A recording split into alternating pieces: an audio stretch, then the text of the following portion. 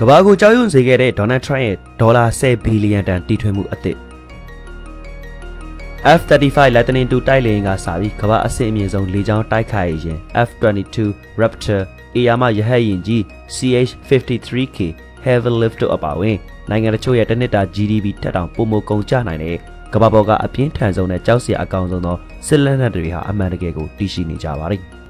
ဒါကြောင့်ဒီကနေ့ဗီဒီယိုမှာတော့သင်တို့ကိုလူသားသမိုင်းမှာငွေကုန်ကြေးကျအများဆုံးလက်နက်လို့သတ်မှတ်ခံထားတဲ့စစ်ဘက်ဆိုင်ရာလက်နက်တွေပြီးတော့အဲ့ဒီလက်နက်တွေဟာအမေရိကန်ရဲ့ကမ္ဘာလုံးဆိုင်ရာစွမ်းအားကိုဘယ်လိုပုံစံနဲ့ကိုစားပြုနေတယ်လဲဆိုတဲ့အကြောင်းတွေကိုစိတ်ဝင်စားဖွယ်ရာအချက်လက်တွေနဲ့တကွာစူးစီးတင်ဆက်ပေးသွားမှာဖြစ်လို့ဗီဒီယိုလေးကိုသဘောကျတယ်ဆိုရင်တော့အစီအစဉ်လေးကိုအဆုံးထိလိုက်ပါကြည့်ရှုကြည့်လိုက်အောင်ပါ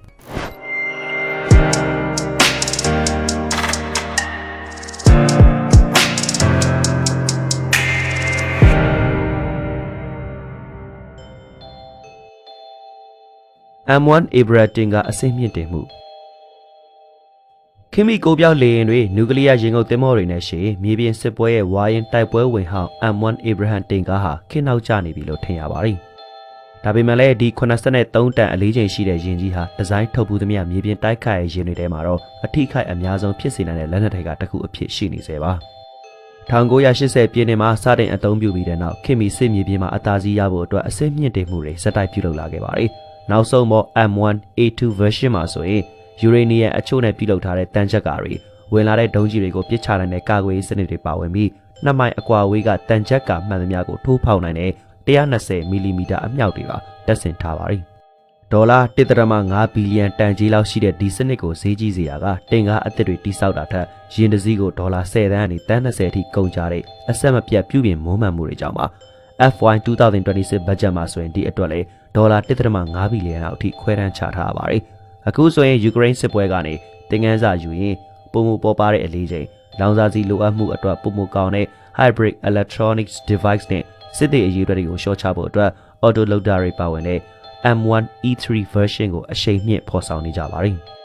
တိုက်ပွဲဝင်တင်ကားပေါင်း2500ခန့်ရှိပြီး2028ခုနှစ်တည်းအစိမ့်မြင့်တင်မှုတွေဆက်လက်လှုပ်ဆောင်သွားမှာဖြစ်လို့ Abraham ဟာအမေရိကန်ရဲ့မြေပြင်တိုက်ပွဲအတွက်အရေးပါဆုံးတိုက်ခိုက်ရေးယာဉ်တွေအဖြစ်ဆက်လက်တည်ရှိသွားအောင်ပါ။ LSM အလဆာကန်တက်တင်မော2ဘီလီယံရေကြောင်းနဲ့ကမ်းနားပိုင်းဆိုင်ရာစစ်ပွဲတွေရဲ့အနာဂတ်ကိုတက်ရောက်မှုရှိစေမယ့်ကန်တက်စစ်တင်မောအမျိုးအစားတစ်ခုပါ2019ခုနှစ်က Marine Corps ရဲ့ First Design 2030အစာပြိုးမှုအောင်မှာစတင်ဖော်ဆောင်ခဲ့ပါတယ်အထူးသဖြင့်မဟာအင်အားကြီးပြိုင်ဘက်တရုတ်ရဲ့စစ်အင်အားကြီးထွားလာမှုကြောင့်စိန်ခေါ်မှုတွေရှိနေတဲ့ Pacific ရပ်ဝန်းမှာအမေရိကန်ရဲ့စွမ်းအားဘယ်လိုဖော်ဆောင်မလဲဆိုတဲ့အချက်ကိုရည်ရွယ်ပြီးဒီ LSM တင်မော်တွေကိုကန်တက်တိုက်ပွဲတွေအတွက်အန္တရာယ်ကြီးတဲ့ဗပောင်းစုံ3ဓမြောင်တလက်အဖြစ်ယူဆရပါတယ်။ဒီရင်ရဲ့အလေးချိန်ဟာတန်3000ကနေ4000အထိရှိပြီးအရှည်ပေ200ကနေ400အထိရှိတဲ့ဒီတင်မော်တွေကိုပင်လယ်နဲ့ကမ်းရိုးတန်းကြားကအန္တရာယ်ရှိတဲ့နေရာတွေမှာလဲပတ်နိုင်ဖို့အထူးဒီဇိုင်းထုတ်လုပ်ထားတာပါ။ဒီတင်မော်ရဲ့အားသာချက်ကတော့သူတို့ရဲ့ကြီးမားတဲ့လက်နက်အင်အားကြောင့်မဟုတ်ပဲ Marine တပ်သား85ဦးကိုရင်တွေနဲ့အတူပင်လယ်ရေရင်ပစ်ဒုံးကျည်စနစ်တွေနဲ့ပြိပခါဖြစ်တဲ့ကျွန်းတွေစီအလင်းမြန်နေရာချထားနိုင်စွမ်းကြောင့်ဖြစ်ပါတယ်။တင်မော်တစည်းချင်းစီဟာတရုတ်ရေတပ်ကိုချိန်ချောင်းနိုင်တဲ့ရွှေလျာဒုံးကျည်ဖက်ထရီအဖြစ်ပါပြောင်းလဲပေးနိုင်ပါတယ်။တိမ်နဲ့ရေပြင်တွေမှာကန့်ကတ်နိုင်တဲ့ဒီဇိုင်းကြောင့်လျှင်မြန်စွာနေရာချပေးနိုင်ပြီးရေရင်ပစ်ဒုံးကျည်တွေလူမဲစနစ်တွေနဲ့တခြားနည်းပညာအသစ်တွေကိုထပ်မံပေါင်းဆက်နိုင်ပါသေးတယ်။ဒီတင်မော်တစည်းရဲ့ကုန်ကျစရိတ်ကတော့ဒေါ်လာသန်း150ကနေ222တန်းကြားလို့ခန့်မှန်းထားပြီးစုစုပေါင်းတင်မော်18စီးကနေ35စီးအထိပြင်ဆင်မှုရည်ရွယ်ထားတာပါ။ FY 2026 ဘတ်ဂျက်မှာထုတ်လုပ်ဖို့စတင်ဖို့အတွက်လည်းဒေါ်လာ2ဘီလီယံခွဲတမ်းပေးထားပြီးလက်ရှိမှာတော့အငင်းပွားဖွယ်ရာပြဿနာတချို့ကြောင့်2နှစ်လောက်ဆိုင်းငံ့ထားပါပြီ။ FA-18 Super Hornets 2ဘီလီယံ FA-18 Super Hornets တွေဟာ1990ပြည်လွန်နှစ်တွေက Original Hornets Design ကိုအကွာအဝေးနဲ့လက်နက်စွမ်းရည်ကန့်သက်ချက်တွေဖြည့်ရှင်းဖို့အစိမြင့်တင်ထားတာဖြစ်ပြီးအမေရိကန်ရဲ့ရေတပ်ရဲ့စွမ်းအားဖော်ဆောင်ရမှာသူတို့ကလုံးဝမရှိမဖြစ်လေယာဉ်တွေဖြစ်ပါတယ်။ဒီ Super Hornets ကိုအရန်တန်မိုးရှိစေတာကတော့သူတို့ရဲ့ဘတ်စုံ3နိုင်စွမ်းကြောင်းလို့ဆိုရမှာပါ။လေကြောင်းအသာစီးရရေးမစ်ရှင်တွေအကာအကွယ်အခိုင်အမာရှိတဲ့ပြစ်မှတ်တွေကိုတိုက်ခိုက်ခြင်းကင်းထောက်ခြင်းတို့အပြင် EA-18G Global Version ကတဆင့် Electronic စစ်စင်ရေးတွေကိုတော့မှလှုပ်ဆောင်နိုင်စွမ်းရှိပါတယ်။2020ခုနှစ်မှာစတင်ထုတ်လုပ်ခဲ့တဲ့နောက်ဆုံးပေါ် Broad 3ပုံစံမှာလေရေမိုင်100ကျော်အထိအကွာအဝေးတိုးချဲ့ပေးနိုင်တဲ့လောင်စာဆီတိုင်တွေအစိမြင့် display ဖော်ပြချက်တွေနဲ့ရေဒါအချက်ပြမှုမထုတ်ပဲကိုပြောက်လေယာဉ်တွေကိုပါထောက်လှမ်းနိုင်တဲ့အနီးအောက်ရောင်ကြီးသုံးထောက်လှမ်းစနစ်တွေပါရှိပါတယ်။တလုံးကိုပေါင်2200အားနဲ့တွန်းထုတ်ပေးနိုင်တဲ့ General Electronic F414 engine နှလုံးနဲ့မောင်းနေထားပြီးလေကြောင်းရင်ဆိုင်တိုက်ပွဲတွေမြေပြင်ပစ်နဲ့ရေရင်ပစ်ဒုံးကျည်တွေအထိလက်နက်အမျိုးမျိုးကိုတင်ဆောင်နိုင်စွမ်းရှိတဲ့တိုက်လေယာဉ်ပါနောက်ပြီး FY 2026မှာအစစ်မြင့်တင်ရေးအတွက်$2 ဘီလီယံခွဲတမ်းရထားပြီးလက်ရှိမှာတော့ Super Hornets အစီးရေ600ကျော်ကတာဝန်ထမ်းဆောင်နေစေဖြစ်ပါတယ်F-22 Raptor $2 ဘီလီယံတမိုင်းတစ်လျှောက်မှာလေကြောင်းအသာစီးရနိုင်တဲ့တိုက်ခိုက်ရေးယာဉ်တွေလိုသတ်မှတ်ခံထားတဲ့ F-22 Raptor ဟာ1980ပြည့်လွန်နှစ်တွေရဲ့အစိမ့်မြင့်နီးဗျူဟာမြောက်တိုက်လေယာဉ်အစီအစဉ်ကနေစတင်ခဲ့ပြီး2005ခုနှစ်မှာစတင်အသုံးပြုခဲ့တဲ့ပြင်စမမြောက်မျိုးဆက်လေယာဉ်ဖြစ်ပါတယ်။ Raptor ကိုအန်ဩစရာကောင်းလောက်အောင်ထိရောက်မှုရှိစေတဲ့အချက်ကတော့တခြားဘယ်လေယာဉ်ထဲမှာမရှင်းနိုင်တဲ့စွမ်းရည်ပေါင်းစပ်မှုကြောင့်ပဲဖြစ်ပါတယ်။ ရေဒါနဲ့ဖမ်းယူရခက်တဲ့ကိုပြောင်းနည်းပညာအတန်ထက်မြန်တဲ့ပြန်တမ်းမှုနှုန်းနဲ့မောင်းနေနိုင်တဲ့စွမ်းရည်ပြိုင်ဘက်ကင်းမောင်းနေမှုတွေအတွက်အရှိန်မြင့်မောင်းနေရင်စနစ်နဲ့လေမှုတွေကိုစစ်မြေပြင်မှာနတ်ဖျားတစ်ပါးလို့သိမြင်နိုင်တဲ့စင်ဆာစနစ်တွေပါဝင်နေတာကြောင့်ဖြစ်ပါတယ်။ Pratt & Whitney F119 engine နှလုံးတက်ဆင်ထားပြီးတစ်လုံးကိုပေါင်3500တွန်းအားပေးနိုင်ပါတယ်။ Mach 2.25 အထိအရှိန်တင်နိုင်ပြီးရန်သူရေဒါတွေလုံးဝမမြင်နိုင်တဲ့မောင်းနေမှုတွေအထိလှုံ့ဆော်နိုင်တယ်လို့လေ့ကျင့်ရေးတွေမှာ Raptor ရိုးရိုးတိုက်လေတွေနဲ့ရှိရင်တိတိတသားတာလွန်တဲ့စံနှုန်းတွေပိုင်ဆိုင်ထားပါတယ်။ကံမကောင်းစွာနဲ့ပဲဘတ်ဂျက်ကန့်သက်ချက်တွေကြောင့်2011ခုနှစ်မှာစစ်စင်ရေးသုံးလေယာဉ်188စီးသာထုတ်လုပ်ရေးရပ်ဆိုင်းခဲ့ရပါတယ်။ FY 2026မှာတော့အဖိုးတာ Raptor တွေကိုခင်မီအောင်ပြုပြင်ခြင်းလက်နက်အသစ်တွေပေါင်းစပ်ခြင်းနဲ့ AI စွမ်းရည်ထည့်သွင်းခြင်းအတွက်$2 ဘီလီယံအသုံးပြုသွားမှာဖြစ်ပါတယ်။2025ခုနှစ်လက်တလောပြုလုပ်ခဲ့တဲ့ဆုံးဖြတ်ချက်တွေအရကတော့ဂျက်လေယာဉ်ဟောင်း32စီးကိုပါတိုက်ခိုက်ရေးတွေမှာအသုံးပြုဖို့အစိမ့်မြင့်တင်သွားအောင်မှာဖြစ်ပါတယ်။ CH-53K အကြီးစားတည်ယူပို့ဆောင်ရဟတ်ယာဉ်$2.5 ဘီလီယံ CH-53K King Stallion လို့နာမည်ပေးထားတဲ့ဒီရဟတ်ယာဉ်ကိုအကျွေးမဲ့ဘလူးကြီးလို့လည်းခေါ်ဆိုကြပါတယ်။1960ပြည့်လွန်နှစ်တွေက CH-53 series ကနေအစိမ့်မြင့်တင်ထားခဲ့တာဖြစ်ပြီး2006ခုနှစ်မှာဒီဇိုင်းကိုအပြည့်အသပြုပြင်ပြောင်းလဲခဲ့ရင်2015ခုနှစ်မှာပထမအဆုံးပြန်တန်းခဲ့ပါတယ်။ဒီအကြီးစားတည်ယူရေးရဟတ်ယာဉ်ကိုတောင်းဆိုမှုများပြားပြီးခက်ခဲဆုံးသော mission တွေအတွက်အထူးဒီဇိုင်းထုတ်လုပ်ထားတာဖြစ်တယ်လို့ Marine တပ်သားတွေနဲ့သူတို့ရဲ့စက်ပစ္စည်းတွေကိုပြစ်ခတ်မှုတွေကြားကပဲလိုအပ်တဲ့နေရာတွေစီကိုတည်ယူရွှေ့ပြောင်းပေးနိုင်စွမ်းရှိပါတယ်။ General Electric T408 Trouble Shaft engine 3လုံးတက်ဆင်ထားပြီးပေါင်3600အထိမတင်နိုင်တယ်လို့ဒါသူ့ရဲ့ရဟတ်ယာဉ်အလေးချိန်ထက်3ဆပိုပြီးများပါတယ်။ဥပမာအနေနဲ့ပြောရမယ်ဆိုရင်ဒီရဟတ်ယာဉ်ဟာအပေါ်စားတန်ချက်ကယာဉ်တစ်စီးလုံးအမြောက်တက်တစ်ခုလုံးငွေကိုခဲရဲမီးကြောက်တွေနဲ့အတူဒါမှမဟုတ် F-35 တိုက်လေယာဉ်ရဲ့အင်ဂျင်ကိုတော့မှတည်ဆောင်နိုင်စွမ်းရှိပါတယ်။သူတို့ရဲ့အထင်ကြီးစရာအကောင်းဆုံးအချက်ကတော့တိုက်ခိုက်ရင်ရွေရှာသွားနိုင်စွမ်းရှိပြီး fly by wing ထိန်းချုပ်ရေးစနစ်တွေအစိမ့်မြင့်လေယာဉ်ကိုယ်တယ်နဲ့လေယာဉ်မှုတွေအတွက် digital ဖန်သားပြင်တွေပါဝင်တာကြောင့်အရင်ကတည်ယူရေးရဟတ်ယာဉ်တွေထပ်ပုံမစွမ်းဆောင်နိုင်ပြီးစစ်ပွဲထဲမှာပုံမရှင်းသန်နိုင်စွမ်းရှိပါတယ်။ရဟတ်ယာဉ်တစ်စီးရဲ့ကုန်ကျစရိတ်ကတော့$200ခန့်လောက်ရှိပြီးလေယာဉ်69စီးအထိဝယ်ယူဖို့အတွက်မကြသေးခင်ကပဲစာချုပ်ချုပ်ဆိုခဲ့ပါတယ်။ FY 2026မှာတော့$2.5 ဘီလီယံခွဲတမ်းရထားပြီးဒါဟာကုန်းရေနှစ်သွဲစစ်စင်ရေးစွမ်းရည်အပေါ်အကြီးအကျယ်ရင်းနှီးမြှုပ်နှံနေကြောင်းပြသနေတာလည်းဖြစ်ပါတယ်။ CVN-78 Force အတန်းစားနျူကလ িয়ার လေယာဉ်တင်သင်္ဘော$3.6 ဘီလီယံစီးပြန်ဖြည့်စရာမလိုပဲအနှစ်50အထိ Knock 30အကျော်နဲ့မောင်းနေနိုင်တဲ့ CVN-78 Force အတန်းစားနျူကလ িয়ার လေယာဉ်တင်သင်္ဘောနဲ့ပတ်သက်ပြီးပြောရမယ်ဆိုရင်သူတို့ရဲ့အရွယ်အစားနဲ့စွမ်းဆောင်ရည်ဟာလုံးဝအံ့ဩစရာတွေပါ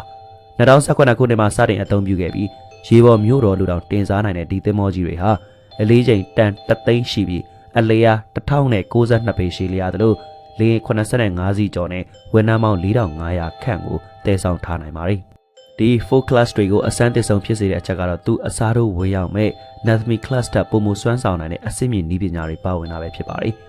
ရန်တွင်းငွေ capital ဖတ်တွေအစားလျှက်စစ်တန်းလိုက်လေလွတ်တင်စနစ်ကိုအသုံးပြုတာကြောင့်ပုံမချောမွေ့စွာနဲ့လေအမျိုးမျိုးအပါဝင်လေးလံတဲ့ drone တွေကိုပါလွတ်တင်နိုင်စွမ်းရှိပါတယ်။ A1B nuclear Raptor နှလုံးနဲ့မောင်းနေတာကြောင့်အခြေခံအဖြစ်အကွာဝေးအကန့်အသတ်ချက်မရှိပဲ250ဝန်ဆောင်မှုတက်တန်းအပြည့်နဲ့စီပြန်ဖြည့်စရာတော့မလိုပါဘူး။ဟုတ်ပါတယ်ဒီလေးနေသင်္ဘောဟာစီဖြည့်စရာမလိုပဲအနှစ်50လုံးအော်တိုမောင်းနေနိုင်ပါတယ်။အစီအစဉ်ရဲ့စုစုပေါင်းကုန်ကျစရိတ်က$39.3 ဘီလီယံကျော်လွန်နေပြီးသင်္ဘောတစ်စီးချင်းစီရဲ့ကုန်ကျစရိတ်ဟာ$13 ဘီလီယံဝန်းကျင်ရှိတာကြောင့်ဒါတွေဟာတိစောက်မှုသမျှစီးရေးဆိုင်ရာပိုင်ဆိုင်မှုတွေမှာတန်ဖိုးအကြီးဆုံးတွေကတစ်ခုအပါဝင်ပဲဖြစ်ပါတယ်။ Triumph 2ပဲထိန်ဒုံးကျည်ပြုပြင်မွမ်းမံမှုများ$3.8 ဘီလီယံ Triumph 2ပဲထိန်ဒုံးကျည်ပြုပြင်မွမ်းမံမှုတွေဟာနျူကလ িয়ার လက်နက်မဖောက်ခွဲရေးရဲ့အထင်ရှားဆုံးဖော်ပြချက်တစ်ခုဖြစ်ပြီး 1990ပြည့်နှစ်ကလေးကစတင်အသုံးပြုခဲ့တဲ့အဲ့ဒီအခဲလောင်စာသုံးစင်ပဲထိန်ဒုံးကြီးဟာအလျား44ပေရှိပြီးပေါင်33000အလေးချိန်ရှိပါတယ် W76 Star မဟုတ် W88 နျူကလ িয়ার ထိပ်ဖူးတွေကိုတည်ဆောင်ထားတဲ့ MIRV 12ခုအထိကိုမိုင်9500ကျော်အထိပို့ဆောင်နိုင်စွမ်းရှိပါတယ်။ပဲထိန်စနစ်ဟာတိုက်ချင်းပြစ်အကွာဝေးမှာတော့မီတာ90ထက်မကတိကျမှုရှိနေပြီးဒီလက်နက်တွေဟာကမ္ဘာတဝန်းမိုင်ပေါင်းထောင်ချီသွားလာနိုင်ပြီးနောက်မှာတော့ခိုင်မာတဲ့ဒုံးကြီးတိုးလောင်ရေးစခန်းတွေခံတပ်တွေကိုအတိအကျထိမှန်နိုင်စွမ်းရှိပါတယ်။ဒီဒုံးကြီးတွေကို Ohio Class ရေငုပ်သင်္ဘော14စီးစီမှာတပ်ဆင်ထားပြီးစမ်းသပ်မှု215ချိန်မှာ209ချိန်အောင်မြင်တဲ့စစ်စင်ရေးမှတ်တမ်းလည်းရှိပါတယ်။ F1 2026မှာတော့ဒေါ်လာ3.8ဘီလီယံခွဲထားရရှိအပြင်ဒုံးကြီးအသစ်တွေထုတ်လုပ်ခြင်းထက်ပြုပြင်မိုးမှန်မှုနဲ့အဆင့်မြင့်တင်မှုတွေအတွက်အဓိကထားနေတဲ့အကြောင်းလည်းဖော်ပြနေပါတယ်။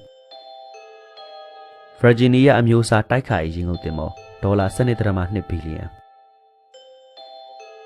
ရေအောက်စစ်ရေးနည်းပညာရဲ့အထွတ်ထိပ်ကိုစားပြုတဲ့လက်နက်ကတော့ SSN 774 Virginia Class တိုက်ခိုက်ရေငုပ်သင်္ဘောတွေလို့ဆိုနိုင်ပါတယ်။ပထမဆုံး Virginia ရေငုပ်သင်္ဘောကို2004ခုနှစ်မှာစတင်အသုံးပြုခဲ့ပြီးလက်ရှိမှာတော့22စီးတာဝန်ထမ်းဆောင်နေတယ်လို့စုစုပေါင်း66စီးအထိစီစဉ်ထားတာဖြစ်ပါတယ်။စောစီပိုင်း Blood ကတော့အစီးတွေမှာအလေးချိန်9900တန်အရှည်328ပေရှိပြီး Blood 5အတွက်တော့ VPM အမျိုးအစားဟာ1200တန်နဲ့460ပေလောက်အထိရှိပါတယ်။ရေအောက်မှာ25 knock ကျော်နှုန်းနဲ့မောင်းနေနိုင်ပြီး Virginia Class တွေဟာ Tomahawk Cruise ဒုံးကြီးတွေအတွက် VLX Troop 12ခုကနေအခု40လောက်အထိတင်ဆောင်နိုင်ပါတယ်။သူတို့ရဲ့အတန်ထွက်အားဟာလည်းအရောက်နေတာကြောင့်အဆင့်မြင့်ဆိုနာစနစ်တွေကတော့မှထောက်လန်းမှုမဖြစ်နိုင်ပါဘူး။သူတို့ကိုရိုးရာ periscope တွေနဲ့အစားထိုးမှဖြစ်ပြီးအဆင့်မြင့်ဆိုနာထောက်လန်းရေးစနစ်တွေပြည့်မှတ်အများပြားကိုတပြိုင်တည်းခြေရခံစနစ်တွေပါဝင်တယ်လို့ F1 2026မှာဆက်လက်တိစောက်ရေးအတွက်ဒေါ်လာ12.2ဘီလီယံခွဲတမ်းရထားပြီးအမေရိကန်ရဲ့ရေအောက်လွှမ်းမိုးရေးကဏ္ဍအတွက်စ조사လာမှုတွေကိုလည်းမြင်တွေ့ရမှာဖြစ်ပါတယ်။ F-35 Lightning II တိုက်လေဒေါ်လာ13.1ဘီလီယံ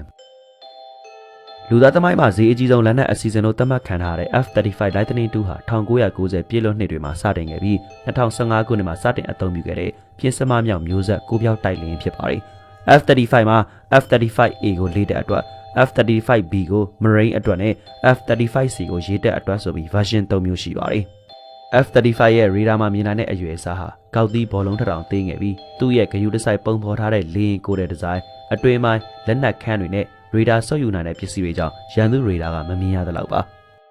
F-135 engine တစ်လုံးနဲ့မောင်းနေပြီးပေါင်4300တွန်းအားပေးနိုင်တယ်လို့ Mach 1.6 အထိလည်းအရှိန်တင်နိုင်ပါတယ်။လက်နက်သေးဆောင်နိုင်စွမ်းကလည်းအံ့ဩစရာကောင်းလာပြီး AIM 120 Aram လေရင်ချင်းရင်ဆိုင်ရမယ့်လေကြောင်းတိုက်ခိုက်ရေးဒုံးကြီးတွေနဲ့ပေါင်2000ဘုံးတွေကိုကိုပြောက်မစ်ရှင်တွေအတွက်တည်ဆောင်နိုင်ပါတယ်။ကိုပြောက်ပြန်တမ်းမှုမလိုအပ်တဲ့အခါမှာလည်းတခြားသောလက်နက်တွေကိုပါပေါင်2200အထိတင်ဆောင်ရင်ပြန်တမ်းနိုင်ပါတယ်။ F1 2026မှာဝယ်ယူရေးနဲ့